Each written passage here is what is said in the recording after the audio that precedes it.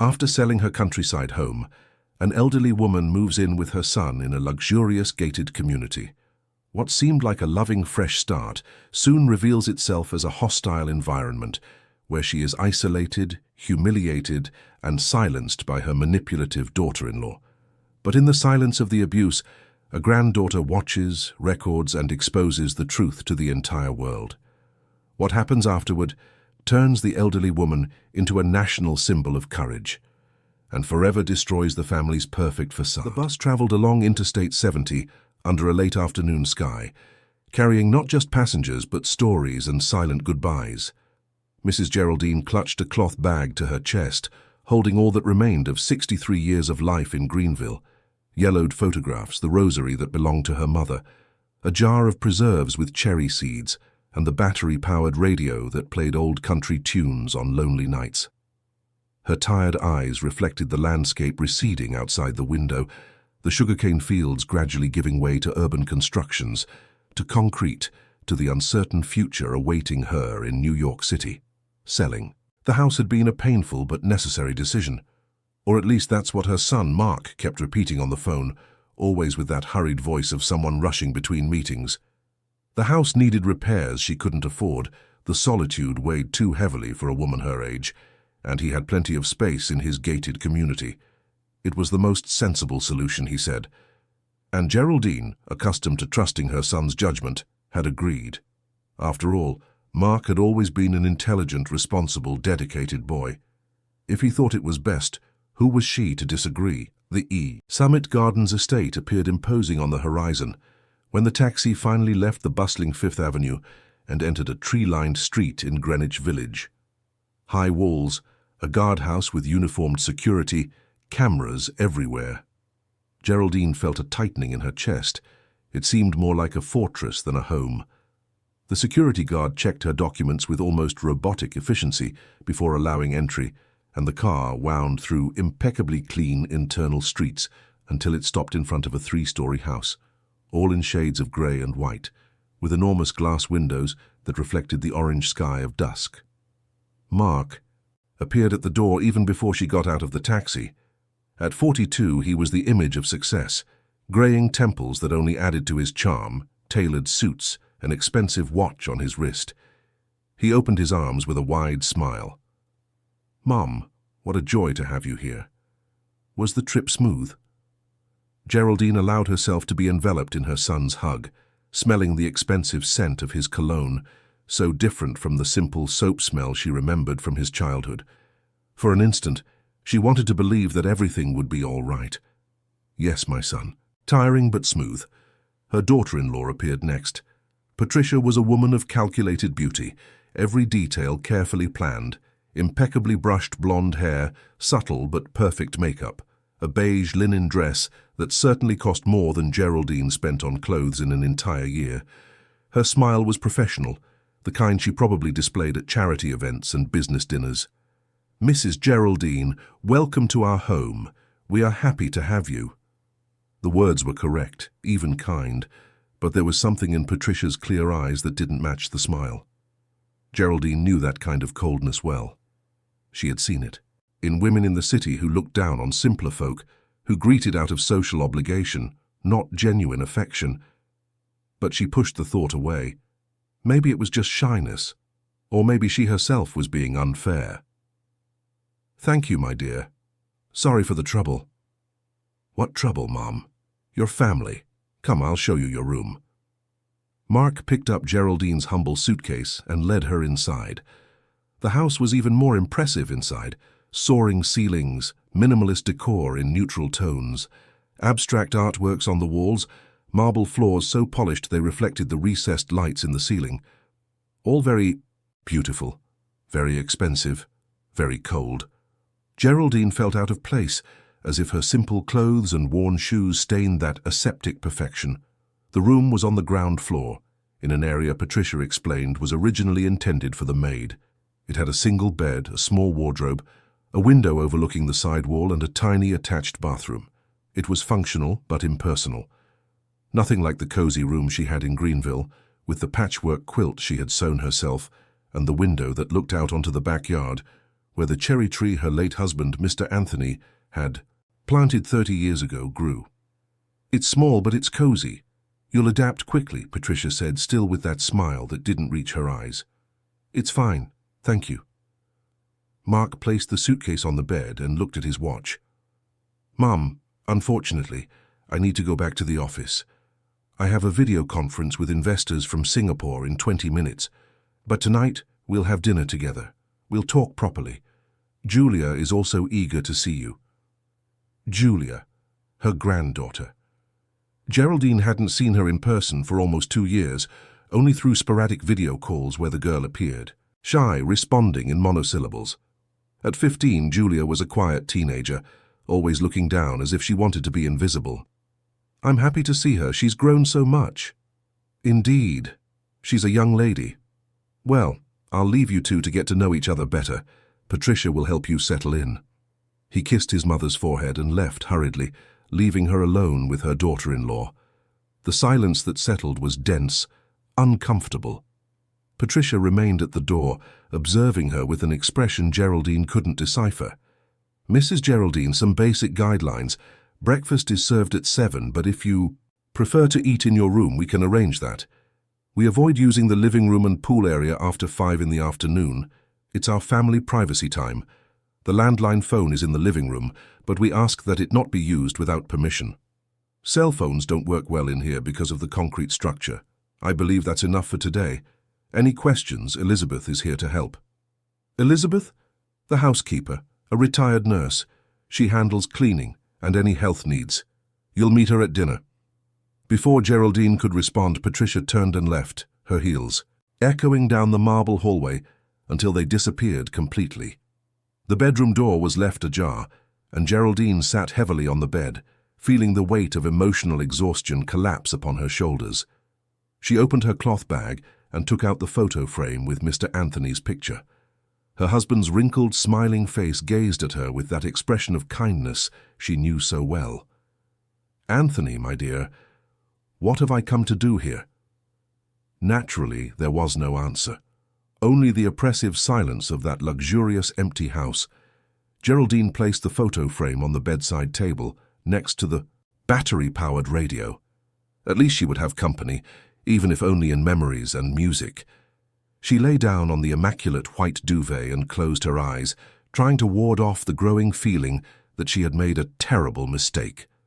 The town of Greenville, with its quiet streets and familiar neighbors, had never seemed so distant. And for the first time in many years, since she became a widow, Geraldine felt profoundly alone, lost in a place that was supposed to be her new home, but which felt more like a gilded cage. The distant sound of a door slamming made her open her eyes. Muffled voices came from upstairs, an argument whose words she couldn't understand, but whose tone made it clear it wasn't friendly. The louder voice was Patricia's. The other, softer and frightened, must have been Julia's. Geraldine got up and approached the door, but the silence returned as quickly as it had begun. She went back to bed, restless. Perhaps these were just the impressions of a tired old woman, unaccustomed to the pace and dynamics of a modern urban family. Maybe tomorrow everything would seem better. It had to. Dinner was served at 8. In the evening, at a dining table that could easily seat 12 people, but where only 5 places were set. Geraldine observed the arrangement. Mark at the head, Patricia to his right, Julia next to her mother, and she herself relegated to the other end, almost isolated. The 5th place remained empty until a woman of about 50, with brown skin and curly hair tied back in a bun, appeared carrying a platter of grilled salmon. "Mrs. Geraldine, it's a pleasure. I'm Elizabeth. I work here at the house." The voice was warm, genuine, completely different from the cold tone Geraldine had encountered until then. The woman's dark eyes studied her quickly, but with an attention that seemed professional, almost clinical. Geraldine recognized the demeanor of someone accustomed to caring for people, to observing signs others didn't perceive. "Pleasure, my dear. I'm happy to meet you." "Elizabeth, no more talking. We need to serve," Patricia interrupted dryly. The meal passed in awkward silence. Mark occasionally spoke about business, company mergers, overseas investments, topics Geraldine neither understood nor could follow. Patricia merely smiled and agreed, always impeccable, always controlled. Julia didn't lift her eyes from her plate, poking at her food, with her fork without really eating. Elizabeth served discreetly, but Geraldine noticed that the woman observed everything with silent attention. "And you, Mom, how was adapting to the room? Are you comfortable?" Mark asked, finally addressing her. "Yes, my son, very good." "Great. Tomorrow I need to travel to Boston, a meeting with potential partners. I'll be away for 3 days, but you'll be well accompanied here, won't you, Patricia?" "Absolutely. Mrs. Geraldine will have everything she needs." Patricia's smile was perfect, but her eyes said something else. Geraldine felt a chill run down her spine. Julia, at that moment, briefly, looked up and her eyes met her grandmother's for a fraction of a second. There was fear there, pure, unprotected fear. The girl immediately averted her face, returning her gaze to her untouched plate. "Julia, you've barely eaten anything. Are you feeling well?" Geraldine asked, concerned. "She's fine, just on a diet," Patricia replied before the girl could open her mouth. The woman's hand rested on her daughter's arm, not in a caress, but in a firm grip that made Julia flinch slightly. It's a phase, adolescence, they all go through it. Mark didn't seem to notice anything wrong already.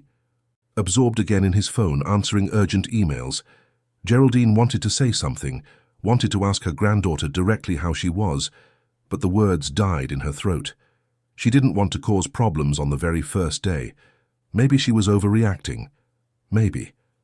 When dinner ended, Geraldine excused herself and retired to her room. She was exhausted, physically and emotionally. But before falling asleep, she quietly turned on her battery-powered radio, searching for a station that played traditional country music, the kind Mr. Anthony loved. She found a station playing old country tunes, and the tearful voices of the singers filled the small room with comforting familiarity. She closed her eyes, letting the melody lull her. A dry knock on the door startled her. Before she could answer, Patricia entered unceremoniously, her face now stripped of any pretense of kindness. "Mrs. Geraldine, we need to establish some additional rules. No radio after 9 at night. The noise is bothersome. And in the morning, you stay in your room until someone comes to get you. We don't want you getting lost in the house or having an accident. It's for your own good." "But I was just listening quietly. And in the morning I can help with something. I don't need to be locked in." "It's not a suggestion, Mrs. Geraldine. These are the house rules. I hope you understand." And without waiting for a reply, Patricia left, closing the door behind her with a click that sounded definitive. Geraldine heard the discreet creak of a key turning. She got up quickly and tested the doorknob. Locked. She was locked in her own room. Panic began to rise in her throat, but she forced herself to breathe deeply. There had to be a mistake. Mark didn't know about this. He couldn't know. Her son would never allow her to be locked up like a prisoner. It had to be a misunderstanding. She spent the night awake, lying on the narrow bed, listening to the sounds of the house falling asleep around her. Around midnight, she heard discreet footsteps in the hallway. The key turned again and the door opened silently. It was Elizabeth, bringing a glass of water and 2 pills. "Mrs. Geraldine, I brought your blood pressure medicine." "I don't take blood pressure medicine." Elizabeth looked directly into her eyes and whispered quickly, "I know." But she asked me to bring it. "Don't take it. Throw it out the bathroom window when I leave, and be careful. That woman is dangerous. I'll try to help you, but you need to trust me." Before Geraldine could respond, Elizabeth left, leaving the door unlocked. Geraldine stood there, the glass of water trembling in her hand. She followed the housekeeper's advice, flushing the pills down the toilet. She went back to bed, but sleep didn't come. There was something deeply wrong in that house, something that went far beyond coldness or lack of affinity. She was in danger. And worse, Julia was too. The following days confirmed her worst fears. With Mark traveling, Patricia revealed her true nature. Meals were now served in Geraldine's room, and she was instructed not to leave unless authorized. The phone, as Patricia had mentioned on the first day, was always inaccessible. And when Geraldine tried to pick up the handset to call an old neighbor in Greenville, she found Patricia blocking her way. "Mrs. Geraldine, I've already explained that the phone should only be used with permission. You're getting confused. Perhaps it's your age. I'll talk to Mark about getting a medical evaluation for you. I'm not confused. I just want to talk to a friend. Impossible now, but I promise we'll schedule something soon. There was never any scheduling, and Geraldine realized she was being systematically isolated from the outside world. Julia remained invisible, practically confined to her own room, and on the rare occasions they crossed paths, the girl quickly averted her gaze, as if afraid of being seen talking to her grandmother. One afternoon, when Patricia left for a charity event, Geraldine managed to reach her granddaughter's room. She knocked softly on the door. "Julia, it's your grandma. Can we talk?" The door opened a crack, and the teenager's pale face appeared. Her eyes were red, swollen from crying. "Grandma, you shouldn't be here. If my mum finds out—" "What's happening, my dear? Why are you suffering? Why do you avoid me?" Julia hesitated, looking nervously down the hallway. "My mum won't let me. She said you're a bad influence, that you'll turn me against her. She said if I talk to you, she'll send me to a boarding school far from here. Grandma, I'm scared of her. I always have been. Dad doesn't see it, but she's—" The elevator door opened, with a mechanical whir, and they both heard Patricia's heels echoing down the hallway. Julia quickly closed the door in Geraldine's face, who barely had time to rush back to her room. But she wasn't fast enough. Patricia intercepted her halfway. "What were you doing upstairs?" "I just wanted to talk to my granddaughter. I told you that's not allowed. You're overstepping your bounds, Mrs. Geraldine. I'll have to take firmer measures." That night, Geraldine found her battery-powered radio broken on the bed. The pieces scattered, the antenna ripped off, the buttons crushed. It was the last link connecting her to her old life, and it had been deliberately destroyed. She sat on the bed and cried in silence, hugging the pieces of the device to her chest. The feeling of powerlessness was overwhelming. She was trapped, isolated, at the mercy of a woman who clearly hated her. And her son, the man she had blindly trusted, saw nothing. He didn't want to see. He was too busy building his empire to notice that his own mother was slowly being destroyed under his own roof.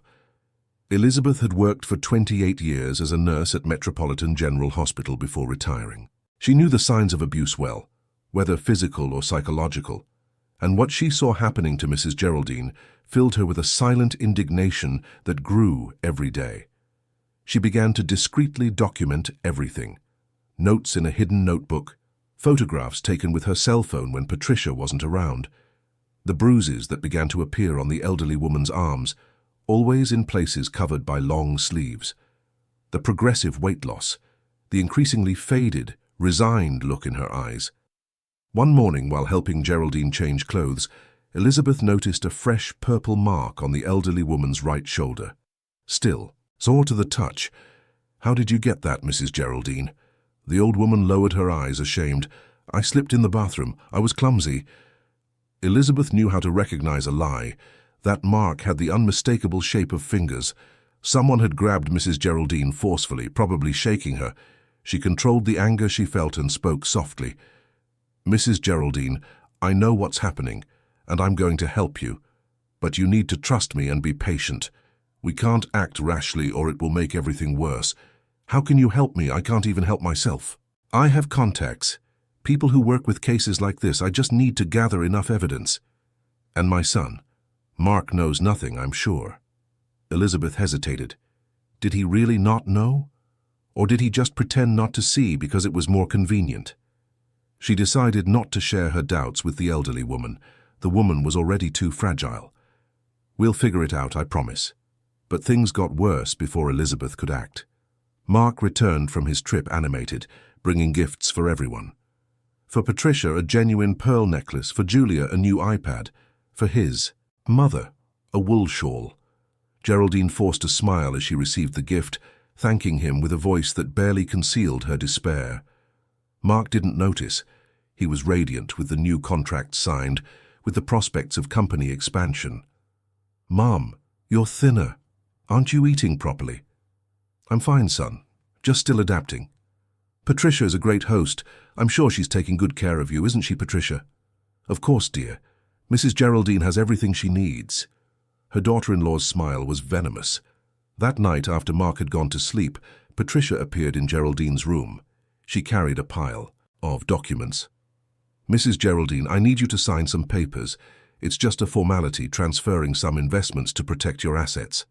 Geraldine looked at the papers, trying to understand. There were many pages, with complicated legal terms, numbers that made no sense. "I don't understand these things. I need my son to see them first." "Your son has already authorized it. It's just a routine signature, unless you don't trust your own family." The woman brought the pen closer to Geraldine's hand, but the elderly woman recoiled. "I won't sign anything I don't understand." Patricia's face hardened. The mask of civility completely fell, revealing an expression of pure malice. "You're becoming stubborn, Mrs. Geraldine, and stubborn people need to learn lessons. I think it's time for you to understand your place in this house." Patricia slammed the door shut. Geraldine trembled, sensing that something terrible was about to happen. She didn't have to wait long. The next morning, Elizabeth brought breakfast with a worried expression. "Mrs. Geraldine, she told me to take you to the backyard. She said you need some sun." The housekeeper's tone made it clear that something was wrong with this. Geraldine followed her in silence, crossing the house to the back, where there was a meticulously maintained garden. And there, in the furthest corner near the wall, was a doghouse. Large, it's true, but still a doghouse. Patricia was there, waiting, arms crossed. "Since you insist on disobeying the rules of my house, I think it's fair that you learn where those who don't cooperate belong. Get in there. Now." Geraldine couldn't believe what she was hearing. "Are you crazy? I'm not getting into a doghouse." "It's not a request, it's an order. Either you go in willingly or I'll make you, and don't bother. Screaming, the neighbors are too far away to hear anything." Elizabeth stepped forward, placing herself between the two. "Mrs. Patricia, this is absurd. I cannot allow it." "You don't allow anything here, Elizabeth. You work for me, and if you don't like it, you can pack your bags. Simple as that." The housekeeper looked at Geraldine with despair, but the elderly woman shook her head subtly. She didn't want Elizabeth to lose her job because of her. Without this ally inside the house, she would be completely helpless. With the dignity she still had left, Geraldine approached the doghouse and bent down to enter. The space was enough for her to sit, but not to stand. The smell of fresh paint and wood enveloped her. Patricia closed the flap with a latch. "I'll leave you here for 2 hours. Enough time to reflect on obedience.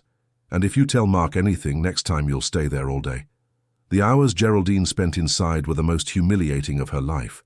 Sitting on the hard floor, her knees aching, tears silently streaming down her wrinkled face. She thought of Mr. Anthony, how devastated he would be if he knew what she was going through. She thought of Greenville, of the simple but dignified little house where she had lived for so many years.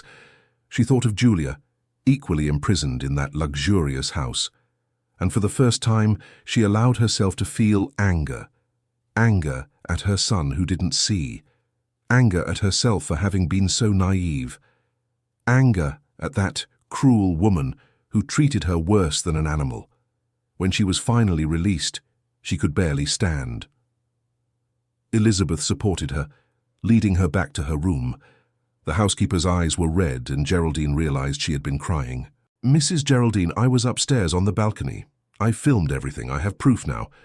Concrete proof of what that woman is capable of." The elderly woman looked at her with a mixture of hope and fear. "And what are we going to do with it?" "I don't know yet. But when the time is right, this recording will finish her." What neither of them knew was that they weren't alone in this effort. From her second-floor room, hidden behind the curtain, Julia had observed everything. She had seen her grandmother humiliated, forced into that doghouse, treated as less than nothing. And something inside the girl broke. The guilt she felt for never having done anything, for having been too cowardly to confront her mother, turned into determination. She picked up her cell phone with trembling hands and began to record from the window. It wasn't the best angle, but you could see it. You could understand what was happening. And when it was all over, when her grandmother was finally released, Julia didn't delete the video. She saved it in a hidden, password-protected folder on her phone. She didn't know what she would do with it yet, but she knew that one day when she had enough courage, that video would serve a purpose. It had to, because she couldn't bear to live in that complicit silence, that constant fear, any longer. Her mother was a terrible woman, and the world needed to know it, even if it meant destroying the perfect image her family projected to the outside, even if it meant facing the consequences of defying Patricia. For the first time in her 15 years of life, Julia felt responsible for someone other than herself, and she wasn't going to disappoint her grandmother. Not this time. Julia spent 3 days watching the video repeatedly, trying to gather courage. She saw her grandmother being pushed into that doghouse. She saw the look of satisfaction on her mother's face. She saw Elizabeth helpless beside her. And each time she watched, the anger grew inside her like a flame that could no longer be contained. In the early hours of the 4th day, when she was sure everyone was asleep, the girl picked up her phone and opened an anonymous account on a social network. Her hands trembled as she typed the caption. "This is my grandmother, a 63-year-old woman, being humiliated by her own daughter-in-law. This is happening in my house, in a luxury gated community in New York City. And no one sees, no one does anything, until now." She pressed the publish button before she could regret it. The video went live, and then Julia turned off her phone and tried to sleep, not imagining the storm that was about to break loose. The video began to circulate slowly in the first few hours, then it gained speed. In 6 hours it had 10,000 views. In 12 hours, 50,000. In 24 hours it was everywhere. News blogs, digital influencer profiles, elder rights groups, television programs. The image of Patricia, elegant and impeccable, pushing a frail elderly woman into a doghouse, shocked the country. And the fact that this woman was known in New York City's social circles as a philanthropist, organizer of charity events, generous donor to noble causes, made it all the more revolting. The hypocrisy was blatant. Patricia found out in the morning when her personal assistant called frantically. The phone wouldn't stop ringing. Journalists wanting interviews, acquaintances demanding explanations, business partners cancelling appointments. She picked up her cell phone and saw it. She saw the video that destroyed years of image building in a few seconds. Her blood ran cold. How had that leaked? Who had filmed it? Elizabeth. It had to be Elizabeth. But when she confronted the housekeeper, Elizabeth vehemently denied it, and Patricia believed her. The woman seemed genuinely surprised by the video. So who? The answer came when she saw Julia coming down for breakfast. The girl was pale, her eyes swollen from a sleepless night, but there was something different in her posture. She no longer walked with hunched shoulders shrinking. She was upright, almost defiant. Patricia understood immediately. It was you. It wasn't a question. It was a cold statement, loaded with menace. Julia didn't answer, but she also didn't avert her gaze. For the first time in her life, she faced her mother without fear. Or rather, she was still afraid, but she didn't let it paralyze her.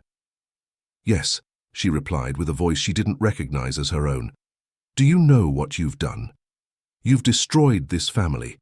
You've destroyed the reputation I spent years building. And all because of that useless old woman. That useless old woman is my grandmother, and you are a monster." The slap came quick and precise, cracking across Julia's face with enough force to make her stumble.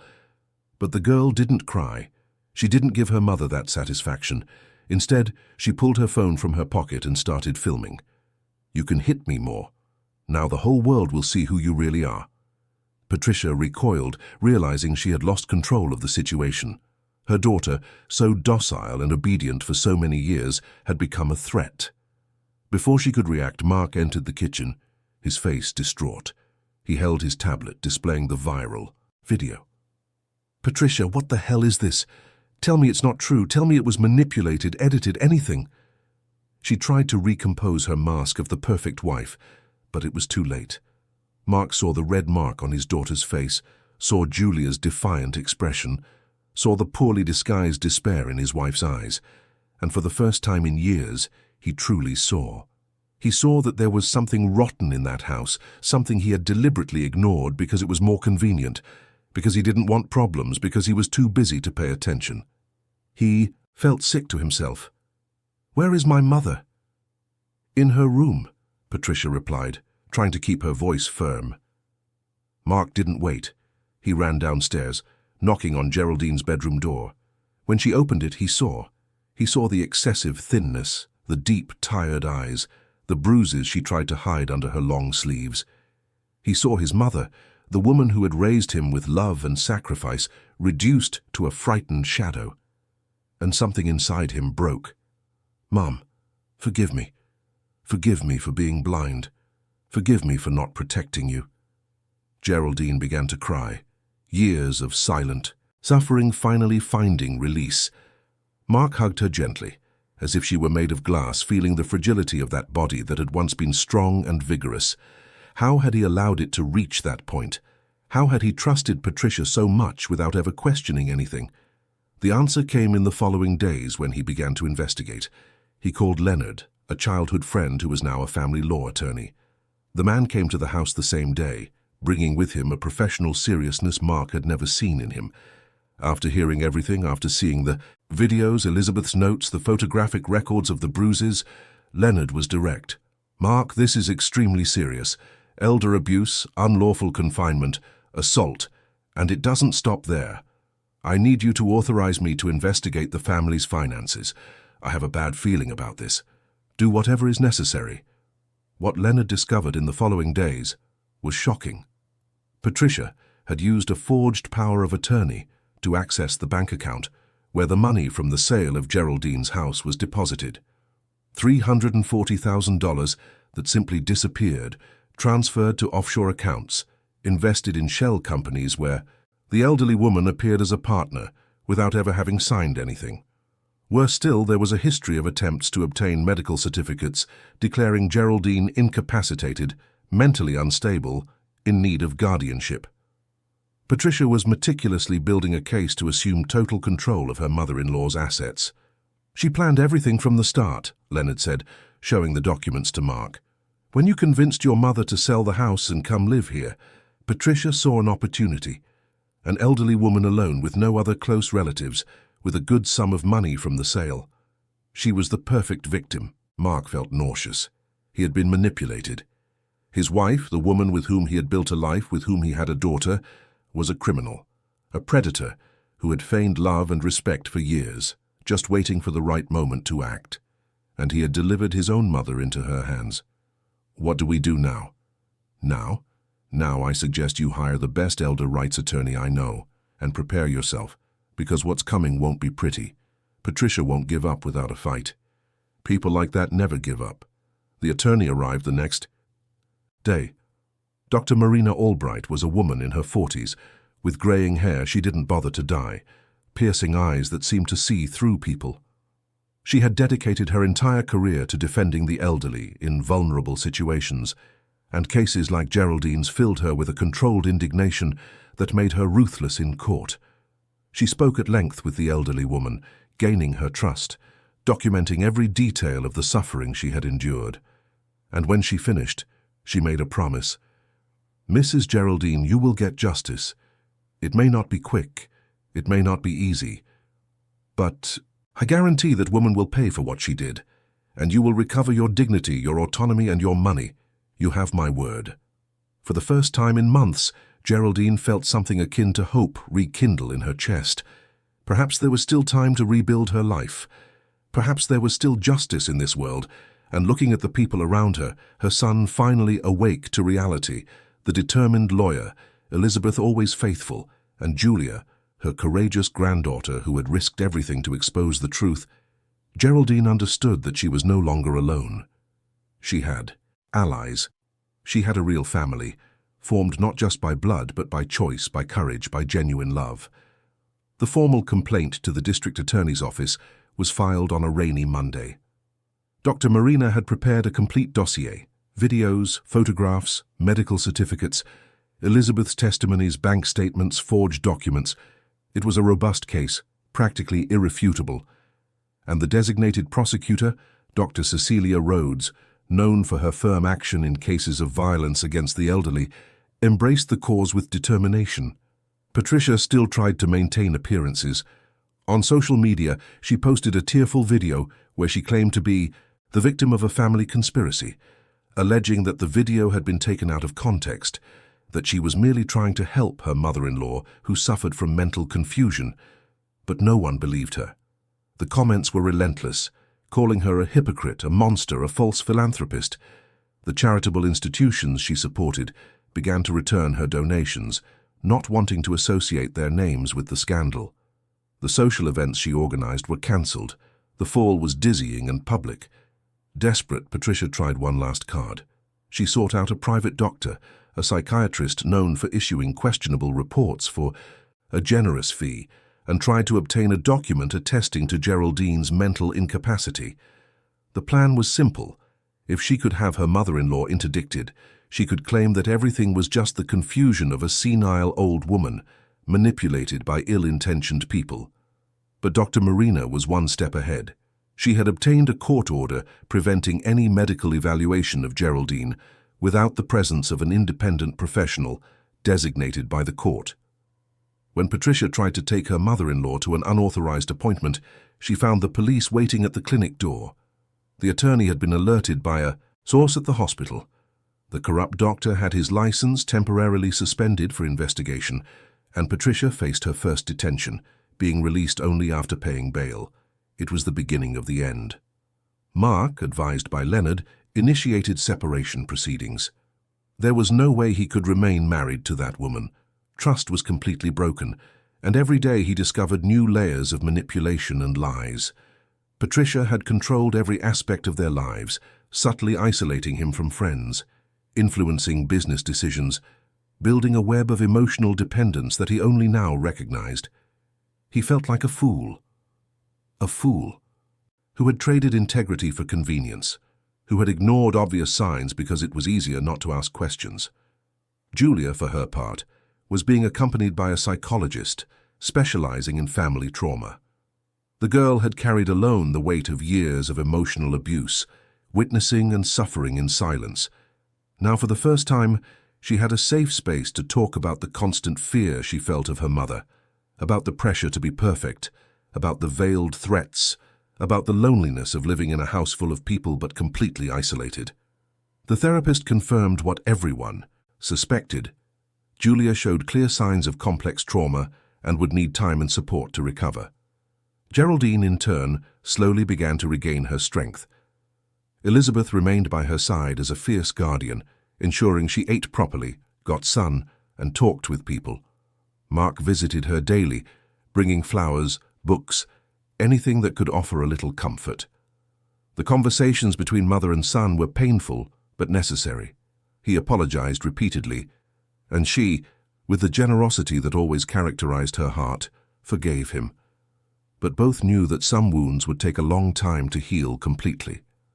The situation reached a critical point on a Thursday afternoon. Dr. Marina had obtained a restraining order, preventing Patricia from approaching Geraldine within 300 yards.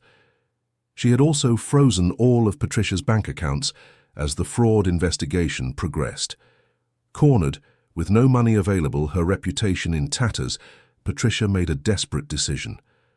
One morning, while everyone was asleep, she gathered hidden cash, expensive jewelry, forged documents, and a flash drive with copies of compromising files. Her plan was to flee to Mexico, where she had contacts who could help her disappear. She took her black Mercedes and left the gated community at 5 in the morning, driving at high speed down Interstate 80. But fate had other plans.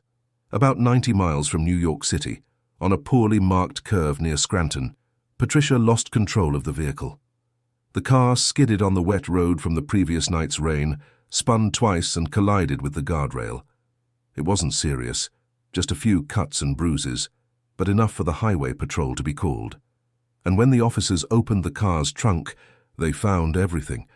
Bundles of cash totaling $200,000, the jewelry, the forged documents with different identities, and most importantly, the flash drive. Patricia was immediately detained. The flash drive, later analyzed by experts, revealed a true Pandora's box. It wasn't just documents related to the fraud against Geraldine. There was evidence of other scams, other elderly people Patricia had met at social events, and subsequently exploited financially. She wasn't just a cruel woman to her mother-in-law. She was a professional con artist who used her social position and appearance of respectability to identify vulnerable victims. The district attorney's office opened investigations on multiple fronts. News of the arrest reached the gated community in the middle of the morning. Mark received the call from Leonard and felt a mixture of relief and deep sadness.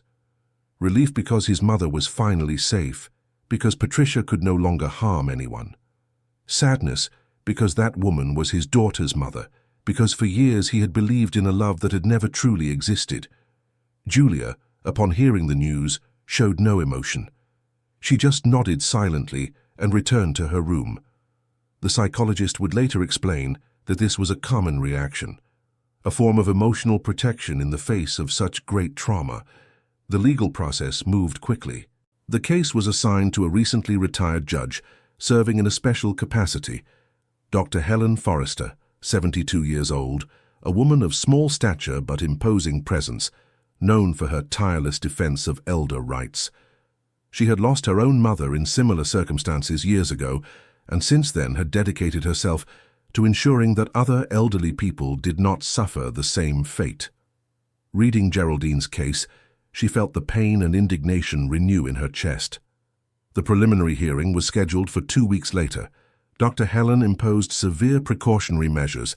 Patricia could not leave the city, had to wear an electronic ankle monitor, was prohibited from accessing any bank accounts or assets in her name or the family's, and could not approach Geraldine, Julia, or any of the witnesses in the case. Bail was set at $500,000, an amount Patricia could not pay alone as all her resources were frozen. It was then that her family, whom she had so often disparaged in private conversations, calling them provincial and limited, refused to help. Her parents, siblings all saw the video, read the news, finally understood who Patricia really was, and they turned their backs. She spent the night in a cell for the first time in her life, experiencing the powerlessness and helplessness she had imposed on so many others. The irony did not escape the keen eyes of Dr. Marina, who saw in it a poetic form of justice, albeit temporary. While the legal process ran its course, Geraldine's life began to take new directions. Dr. Marina, fulfilling her promise, managed to recover most of the money embezzled by Patricia. Offshore accounts were traced with the help of federal police, shell companies dismantled, and assets returned to their rightful owner. Of the total, $340,000, $280,000 were recovered. The rest had been spent on luxuries and lost investments, but Geraldine didn't care. She had regained her financial autonomy, and that was what truly mattered. Mark suggested his mother temporarily move to a retirement home while deciding what to do, but not just any institution. He carefully researched and found St. Francis Haven, a residence specializing in humanized care for independent seniors, located in the Upper East Side neighborhood. The place was completely different from what Geraldine imagined when she thought of retirement homes. There was no hospital smell, no cold, impersonal corridors.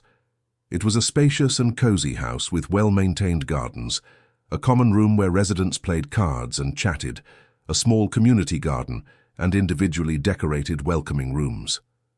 Geraldine agreed to go, not because she needed special care, but because she needed time to recover emotionally away from that house where she had suffered so much. Elizabeth, who had become more than an employee, more than an ally, had become a true friend, resigned and offered to accompany her. The two women, united by adverse circumstances, had developed a deep bond of trust and mutual affection. At St. Francis Haven, Geraldine began to flourish again. She participated in the activities offered, tended the garden where she planted herbs that reminded her of Greenville, and made friends with other residents. There was an elderly woman named Esther, a widow like her who played the guitar and organized country music circles on Saturdays. Geraldine discovered that she still knew how to sing the old tunes Mr. Anthony loved, and her voice, though tremulous with age, carried an emotion that touched everyone who listened.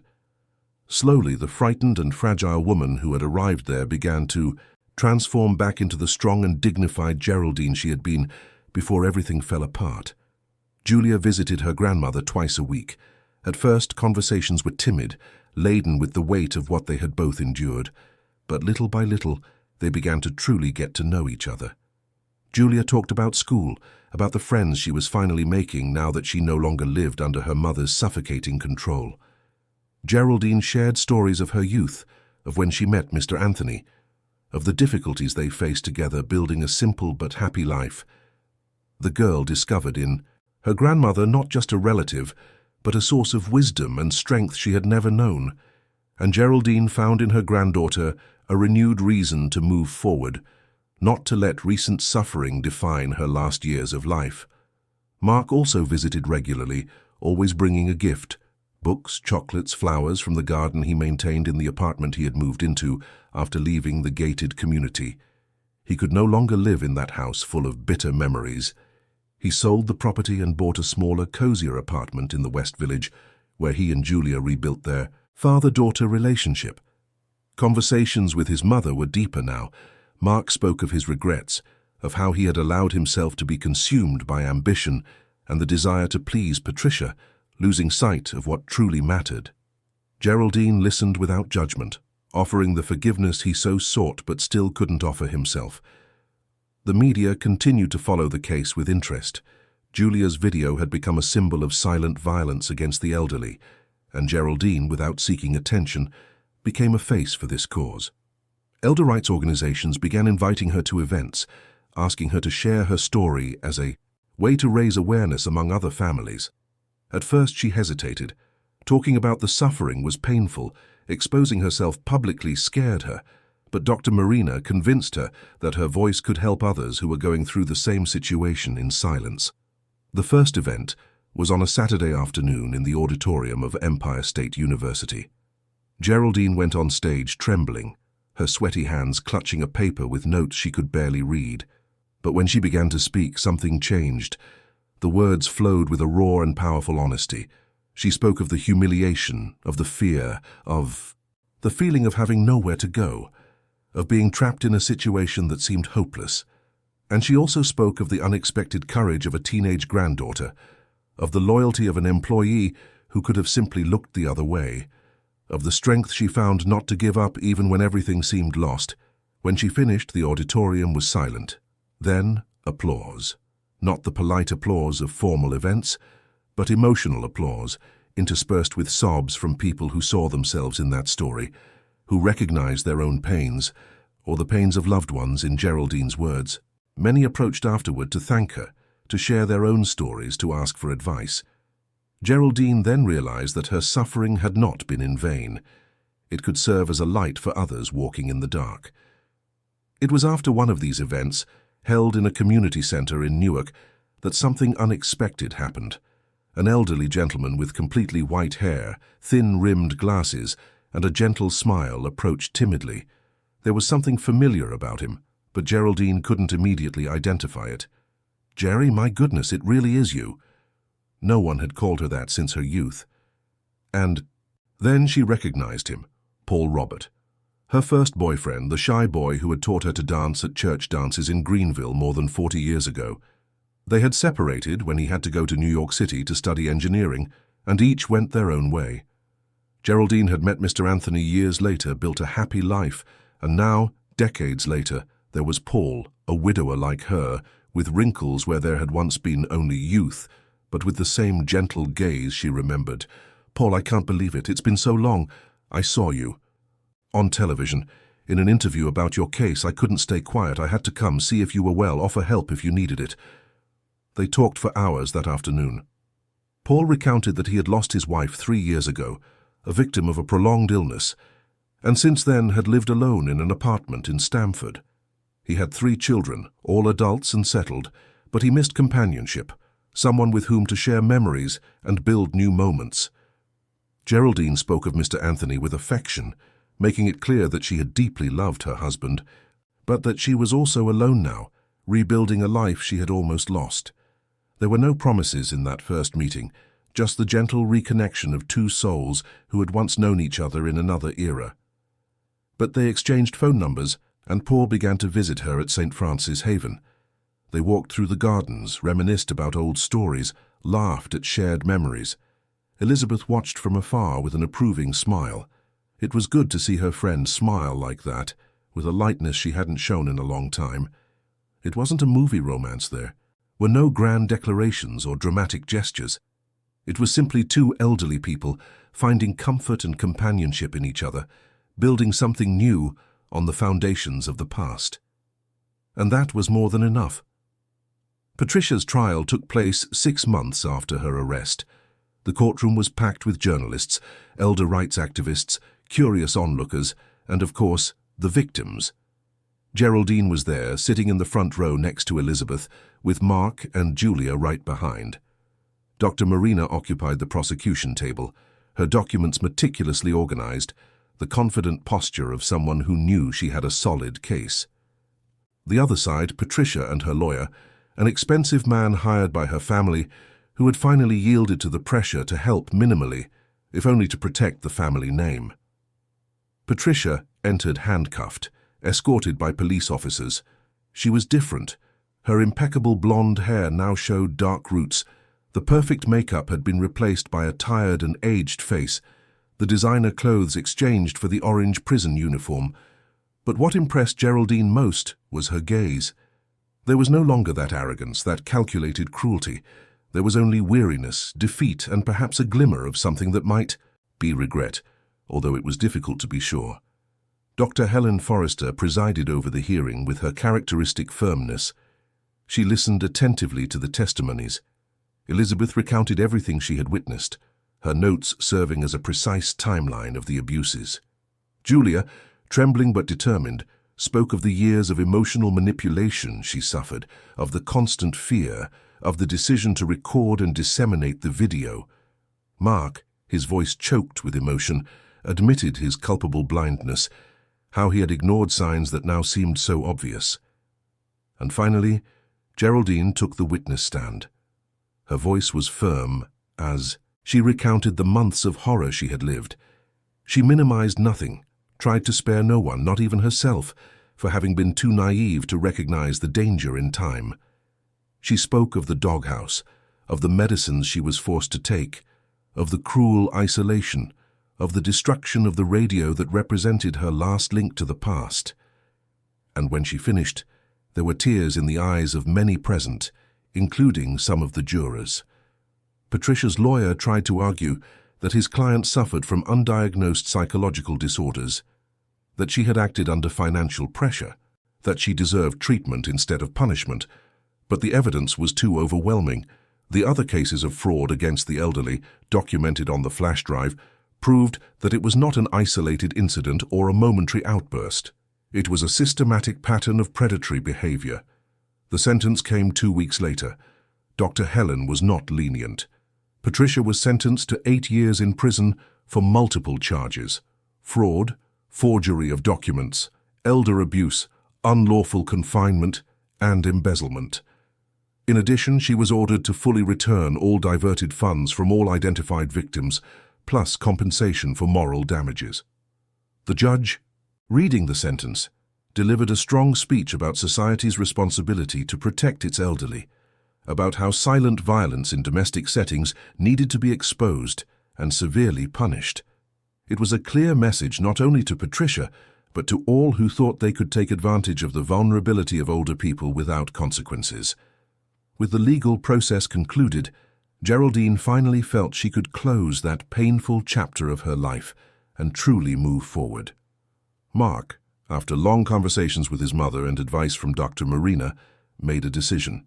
He bought Geraldine a cozy single-story house in a gated community specifically for independent seniors, located in Westchester County, in a wooded and quiet area that vaguely reminded her of the countryside. The house had 2 bedrooms, a spacious living room with plenty of natural light, a roomy kitchen, and, what most delighted Geraldine, a generous backyard where she could plant her garden. On moving day, he appeared with a cherry tree sapling. It wasn't the same tree Mr. Anthony had planted in Greenville decades ago, but it was the same type, strong and promising. Mark planted it personally in the center of the backyard, while Geraldine watched with tears in her eyes. "Remember what Dad always used to say, Mum. Geraldine smiled through her tears. To plant a tree is to declare faith in the future. Exactly. And this is our future, your future. Here you will be happy, you will grow whatever you want. You will receive whoever you want. It's your home, your space, your life. Elizabeth moved in with Geraldine, no longer as an employee, but as a friend and companion. They shared household chores, tended the garden together, spent afternoons chatting in the backyard or receiving visitors. Paul Robert became a constant presence, appearing on weekends with flowers or some homemade dessert he had learned to bake. They didn't live together, nor were they in a hurry to. They simply enjoyed each other's company, building a deep friendship that perhaps, who knows, could turn into something more over time. But there was no urgency. They had learned that the best things could not be rushed. Julia visited her grandmother every Saturday. Sometimes she brought her father. Sometimes she came alone by Uber, enjoying her newfound independence. She helped in the garden, learning from her grandmother how to plant lettuce, tomatoes, basil. They talked about everything and nothing, building a relationship that had been stolen from them for years. The girl was different now, more confident, more talkative, allowing herself to smile and be a teenager for the first time. Therapy helped, but Geraldine knew that what truly healed was the love and security of knowing she was protected, that she had a real family. Mark and Dr. Marina had grown closer during the process.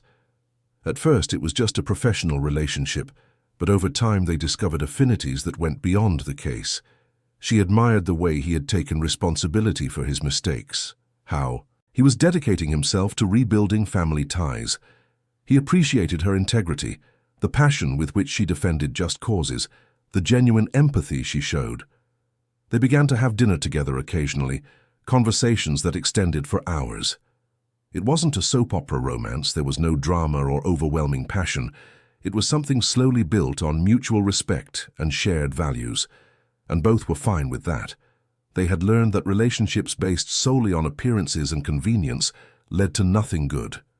A year after moving into her new home, Geraldine organized a barbecue to celebrate. She invited everyone who had been important on her journey: Mark and Marina, Julia and a school friend, Paul Robert and his children, Elizabeth and her brother who lived in Jersey City, Dr. Helen who had become a personal friend, some neighbors from the community. The backyard was in bloom. The cherry tree was already beginning to bear its first small fruits, a promise of future harvests. The table was laden, and the atmosphere was full of laughter and lively conversation. Geraldine looked around, absorbing the moment.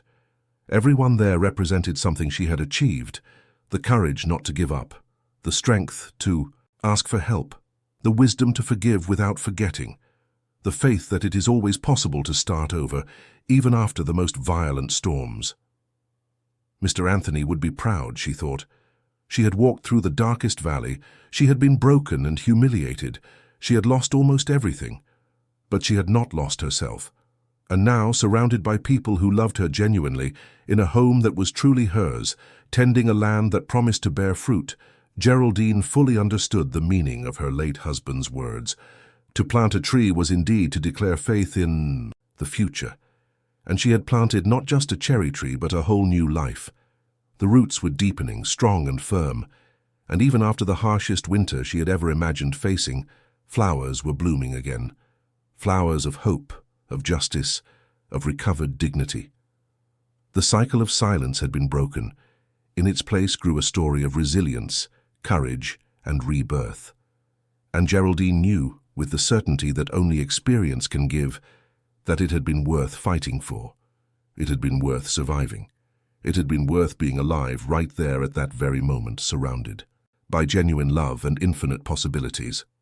The afternoon gently fell over the backyard, bringing that golden light of late day that makes everything more beautiful. The neighborhood children began to play in the street, their laughter echoing joyfully. Julia helped Elizabeth serve dessert, while Mark and Marina chatted softly in the corner of the garden, holding hands discreetly. Paul Robert began to strum an borrowed guitar, and soon Esther, the friend from St. Francis Haven, who had come especially for the party, joined in singing an old tune. Geraldine closed her eyes for a moment, allowing herself to simply feel. She felt gratitude. She felt peace. She felt that finally, after everything, she was home. Dear listeners, we hope that Mrs. Geraldine's story has deeply touched your hearts. Stories like this remind us of the importance of protecting those we love, of never closing our eyes to the suffering of others, and of believing that it is always possible to start over, even after the most violent storms. If this narrative moved you, we have a special playlist full of other equally touching and inspiring stories. Find it by clicking here. Don't forget to subscribe to the channel and leave your like, as this helps us continue to bring you unique stories every day that explore the complexity, beauty, and challenges of life. And in the comments, we want to know, what moment in Mrs. Geraldine's story moved you the most? Share your reflections with us. We look forward to seeing you there, and until the next story.